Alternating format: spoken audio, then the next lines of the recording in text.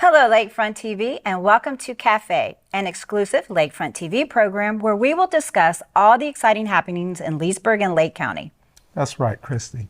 Each month, we invite you to join us as we not only highlight community events, but what's trending around the county and the exciting culture, arts, community celebrations that bring our beautiful Lakefront County together. You, our audience, are in good hands. Marcus and I have been Lake County residents for our entire lives. We love our lakefront city. Kristi, before we begin, why don't we tell them a little bit about ourselves? Well, I'm Kristi, and my family and I moved to Lake County in the mid-70s, so that probably tells our audience who's the oldest of this duo. I raised my two kids here with the help of the Lake County schools, and I am so excited to be able to share with our audience everything happening in the city of Leesburg and Lake County. And I am Marcus Niblack. I am currently the recreation manager for the city of Leesburg. I've been doing that for several years now, born and raised here. Raised a beautiful family here, love my city and my county, and I have committed myself to enhancing and the quality of life for all citizens in the city of Leesburg and Lake County. So do I, Marcus. Shall we begin with What's Brewing? A segment dedicated to upcoming events in Lake County. Let's do it. On February 7th, the city of Leesburg will host its annual food truck fly-in at the Leesburg International Airport. Food, fun, and planes, an event everyone will enjoy. Home Run Flicks at Pat Thomas Stadium on February 20th brings family, friends, and the community together to watch a Disney film on the field. Bring a blanket, lawn chair, and good vibes for all the fun evening watching a movie under the stars. That sounds like a fun evening. And the perfect way to kick off the third annual Blues Barbecue on Saturday, February 21st. It'll be a day of mouthwatering barbecue and some Central Florida's best blues musicians. For Major League Fishing fans, you don't want to miss the BFL Gator 1 Professional Fishing at Venetian Gardens on February 21st. Covering events countywide, on February 12th, Rocking Horse Stables in Altoona will be hosting Rocking Horse Winter 2 2026. I'm sure it'll be a rocking time. The Jane Austen Fest comes to Donnelly Park in Mount Dora on February 13th. The Jane Austen Fest strives to educate by presenting an array of workshops, programs, and presentations and the excitement surrounding the Jane Austen of the Regency era. If you're a wine fan, you don't want to miss WineFest 2026 in Clermont on February 13th. WineFest celebrates last year's harvest with award-winning wines, live outdoor music, local artists, food, beer, winery tours, and more. If you're looking for a way to celebrate Valentine's Day on February 14th, don't miss the 5th annual Strawberry Festival at Amber Brook Farms. It's an antique extravaganza on February 20th. This event in Mount Dora will host hundreds of vendors with antiques, collectibles, and more. With President's Day around the corner, one of the best ways to celebrate is by attending the George Fest in Eustis. George Fest is one of the longest-running celebrations of George Washington's birthday in the state of Florida. Truly a one-of-a-kind celebration on February 21st. Wow, there is so much happening in Leesburg and Lake County. Not to mention events at Leesburg Arts Center, the Tropic Theater, and library events. But don't worry, we've got you covered. Here's a look at these events in the month of February.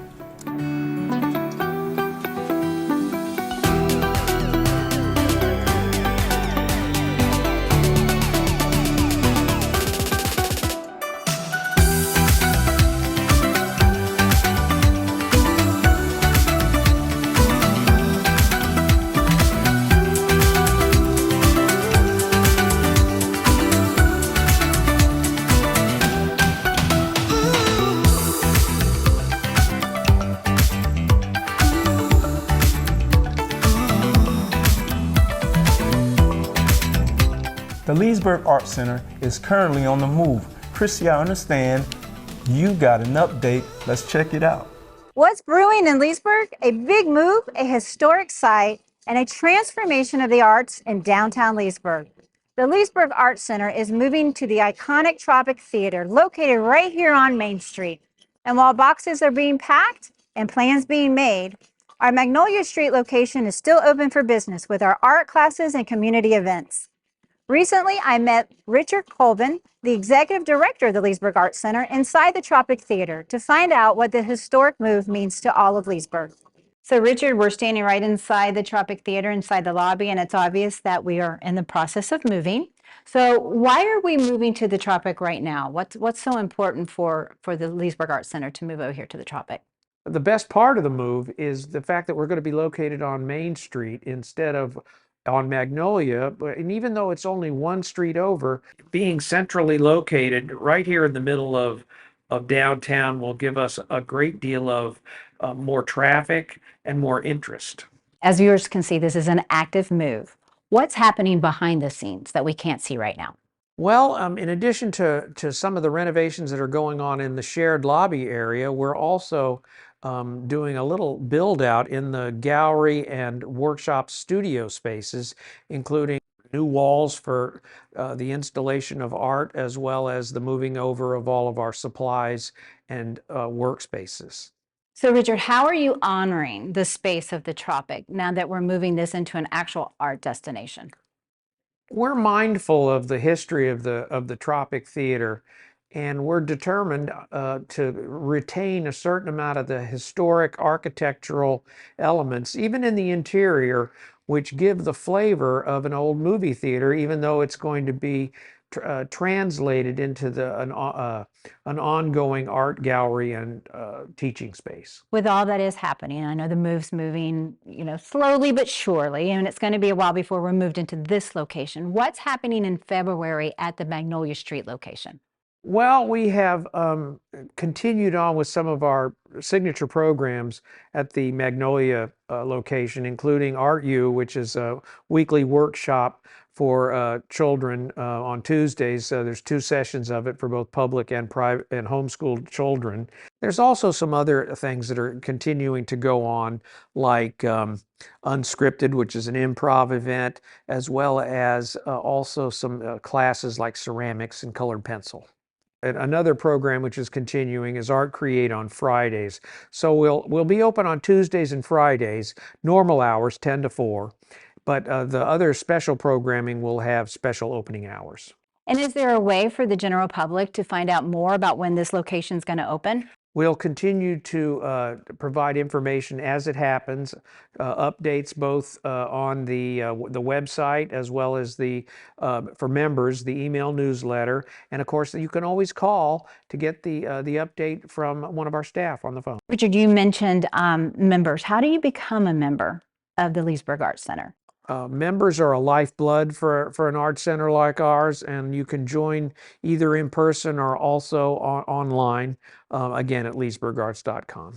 And when the doors finally open and the community is able to walk through and look at this beautiful space, what are you hoping is their first takeaway memory and moment of that time walking through the doors? Well, the feeling they get and the experience that they receive will be an entirely new one, both for our longtime appreciators, both artists and art lovers who come to see both art exhibitions and participate in arts programming. It'll be different, but hopefully with the same high quality art content.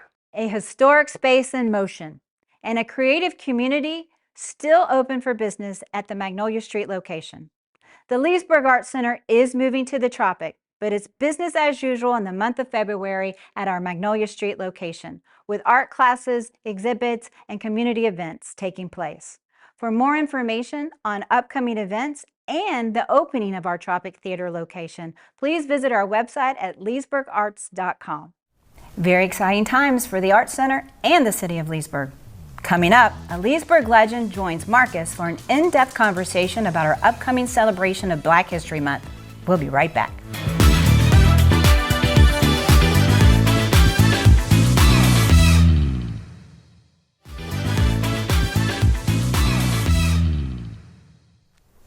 Welcome back to Cafe.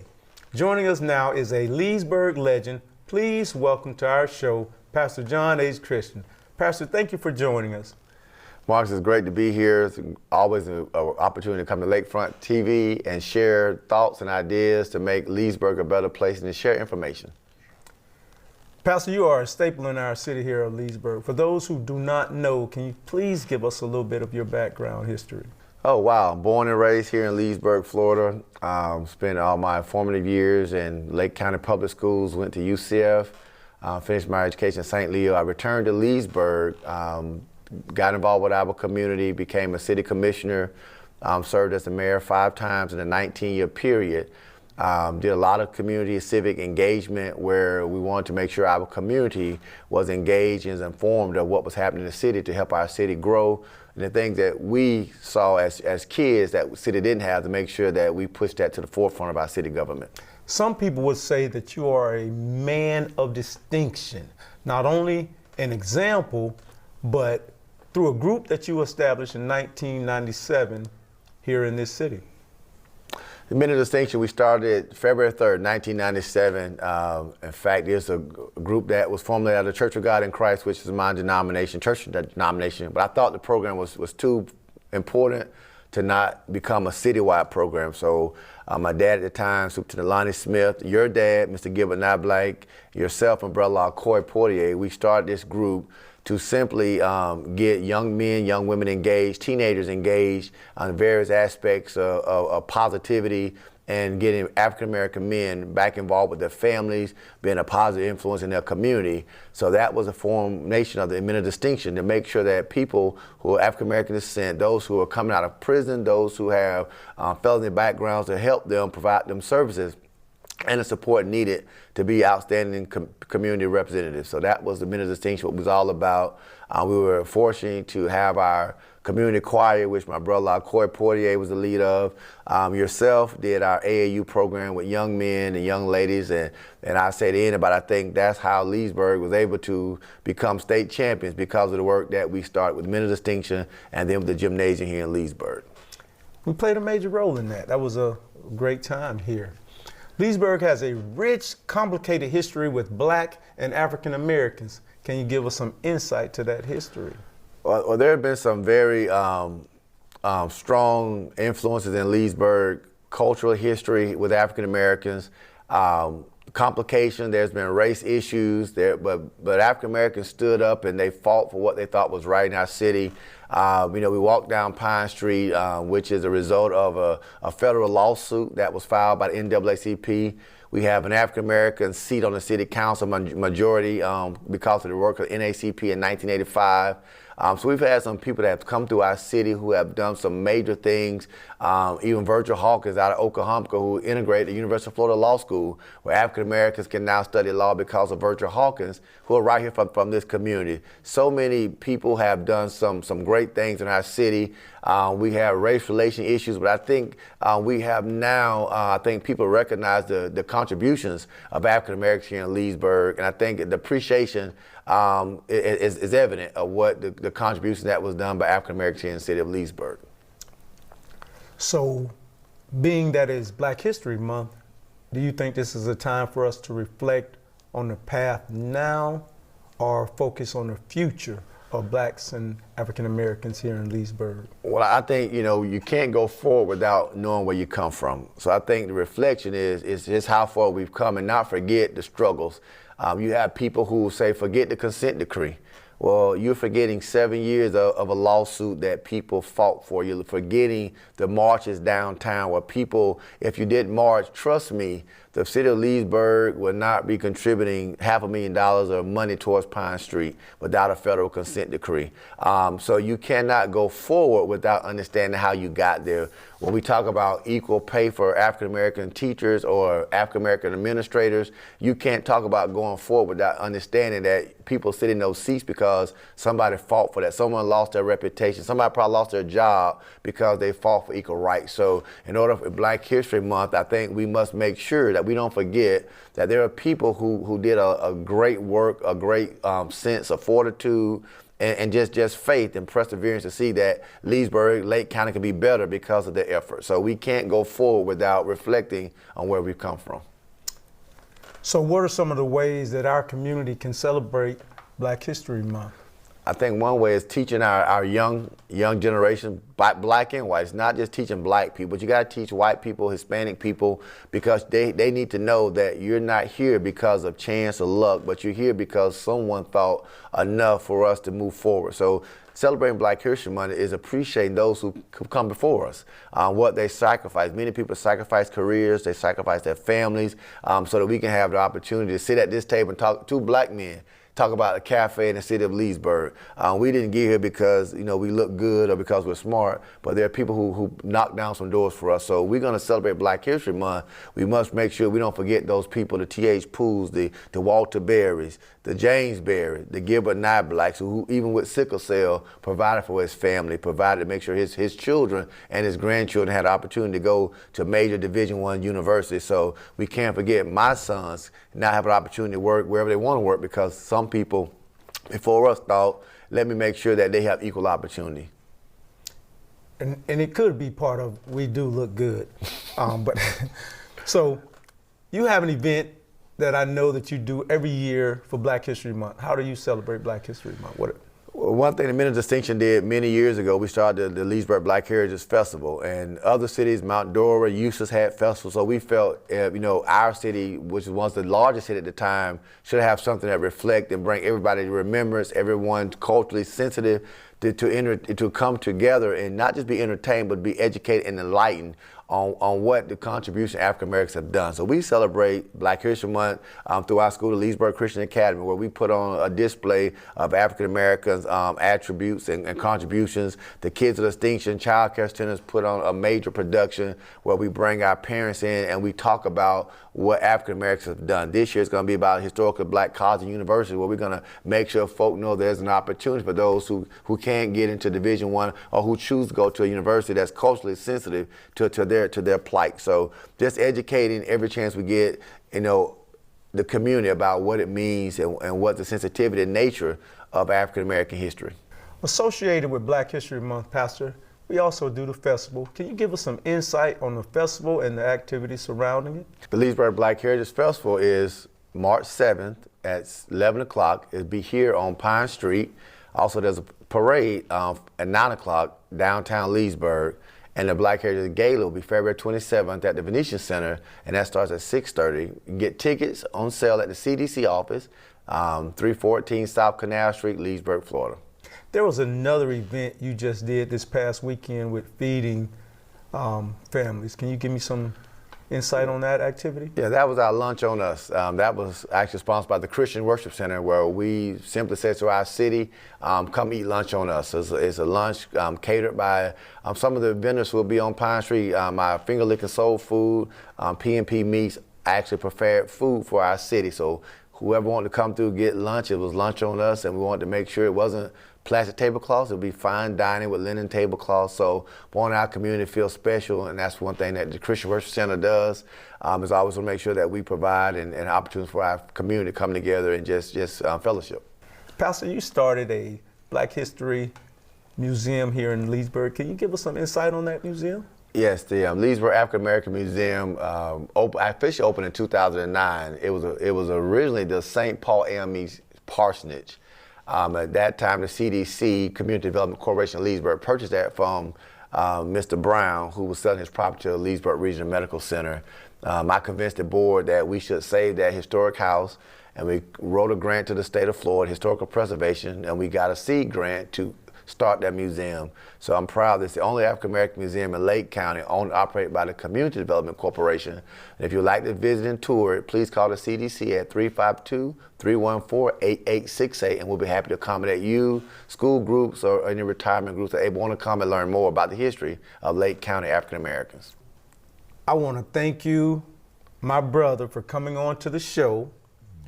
We need to have you back for further conversation, because there's some other things that I think we need to go deep in depth into, and we'll get to that next time.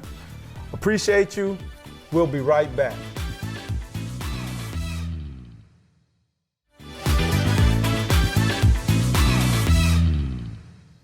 Welcome back to Cafe.